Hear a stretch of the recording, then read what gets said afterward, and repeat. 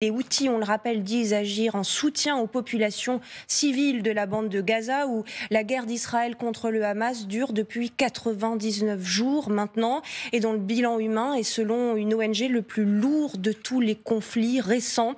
Selon Oxfam, la guerre a tué en moyenne 250 Palestiniens par jour.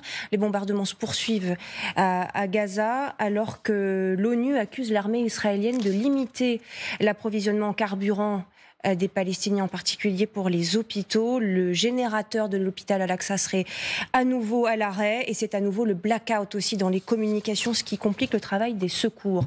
Bélir Nabli, le Hamas vient de donner un nouveau bilan, plus de 23 800 morts. 70% des victimes sont des femmes et des enfants, on le rappelle. Réaction à ce chiffre donné par Oxfam, le conflit le plus lourd de tous les conflits récents en termes de bilan humain. Oui, ça vient attester le caractère exceptionnel de cette guerre par rapport finalement à la place que représentent les civils dans le bilan des victimes. Alors même qu'officiellement, du point de vue israélien, il s'agit de détruire le Hamas, donc une entité politico-militaire qualifiable de terroriste, mais qui, in fine, aboutit finalement à la mort essentiellement de civils, de femmes, d'enfants, avec une proportion exceptionnelle, encore une fois, au regard de l'histoire contemporaine.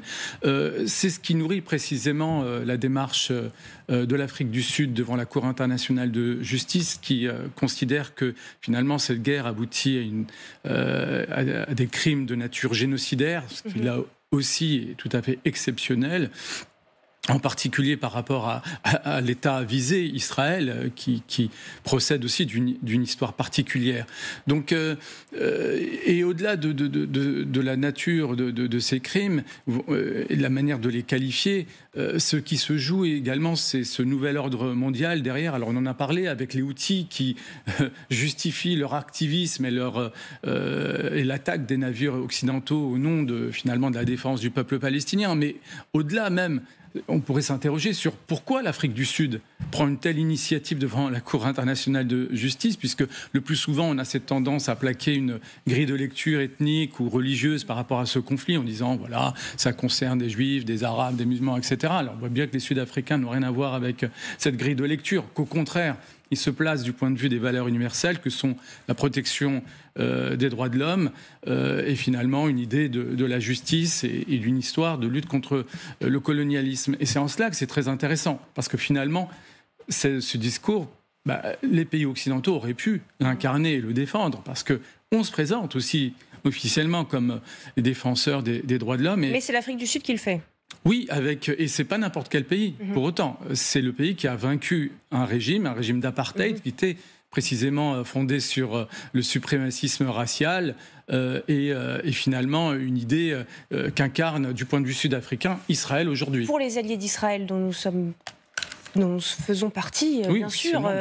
Ce sont des accusations outrancières, dénuées de fondement, et c'est aussi l'argument qu'a développé Israël, l'État hébreu, devant cette Cour internationale de justice, dont vous voyez les images, jeudi puis hier. On va écouter ce qu'en disait Benyamin Netanyahou, justement, jeudi. C'est l'État hébreu, justement, qui combat le génocide sur son sol et qui se défend contre ces intentions génocidaires du Hamas. Écoutez-le.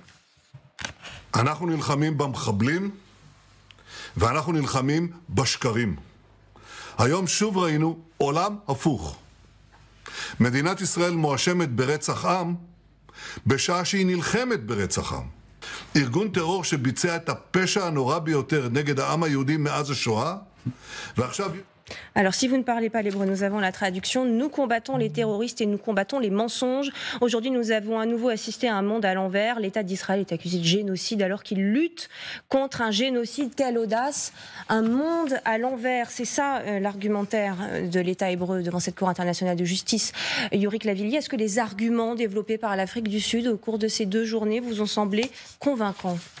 Je n'ai pas forcément les compétences en droit pour le déterminer, mais...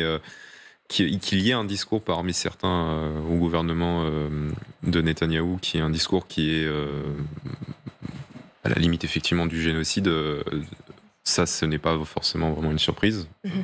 Quand quand on les écoute. On les connaît bien. On a eu ces déclarations présentées par l'Afrique du Sud, longuement, notamment celle de ce colonel Yogev Bar-Shechet qui disait ceci depuis Gaza. Quiconque revient ici, s'il revient plus tard, trouvera la terre brûlée, pas de maison, pas d'agriculture, rien, ils n'ont pas d'avenir. Ça fait partie de ces déclarations dont vous parliez à l'instant. C'est ça fait partie de certaines déclarations qui sont effectivement préoccupantes, ne serait-ce que parce que la mission telle qu'elle avait été déclarée par Israël, ça restait quand même la libération des otages, et de deux, la destruction du Hamas. On ne peut pas ne pas être interpellé quand on voit l'ampleur des destructions sur les infrastructures civiles et sur les civils.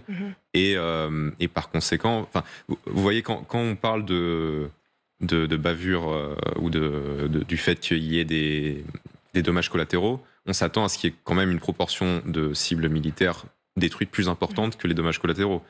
C'est pas le cas à Gaza, c'est l'inverse. Il y a beaucoup plus de civils que de cibles militaires qui sont touchées. Un otage libéré à ce jour par l'armée israélienne, hors négociation bien sûr. Il y a des choses qui sont profondément choquantes dans la façon dont Tsahal se comporte sur le terrain. Que le fond de la mission soit légitime parce que effectivement le Hamas représente une menace pour Israël, ça ce n'est pas la question. Mais en même temps, c'est vrai qu'effectivement, il y a des choses que fait Tsahal qui ne sont pas acceptables. Juste une précision, si on s'attache aux déclarations, c'est parce qu'il faut démontrer l'intention d'Israël. Bien sûr.